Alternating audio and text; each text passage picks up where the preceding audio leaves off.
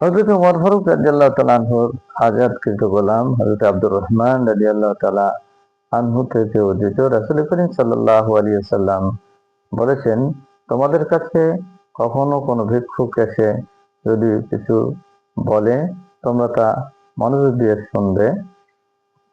তারপর তাকে কিছু সাহায্য বা দান করে সুন্দর ভাষায়, মিষ্টি ভাষায় কথা বলে তাকে ফিরিয়ে দিবে। তাকে ধমক দিয়ে কথা বলবে না, তার সাথে খারাপ আচরণ করবে না। কারণ তোমাদের কাছে এমনও কেউ আসে যে সে জিনও নয়, মানুষও নয়। সে আসে আল্লাহ তাআলা তোমাকে বা আমাকে যে সম্পদ দিয়েছেন, যে নেয়ামত দিয়েছেন, তিনি দেখতে চান যে সে নেয়ামতের পাওয়ার পরে, সে নেয়ামত পাওয়ার পরে তুমি কেমন আচরণ করো, কেমন ব্যবহার করো। আমরা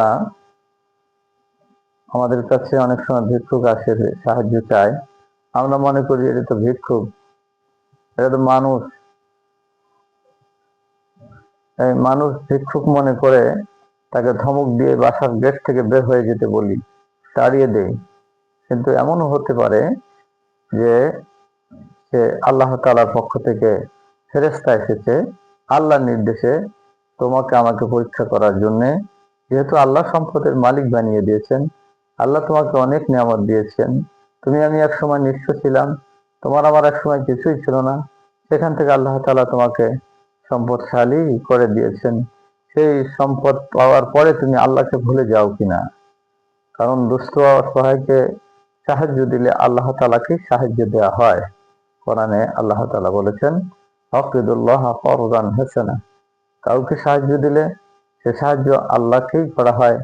এবং আল্লাহকে সাহায্য করলে কিয়ামতের ময়দানে আল্লাহ বলেছেন যে তুমি সে সাহায্য আমার কাছ থেকে পেয়ে যাবে।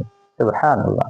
সেজন্য দুস্থ অসহায় মানুষকে দান করলে আল্লাহ তাআলা খুশি হয়ে যান, আল্লাহকেই দান করা হয়ে যায়।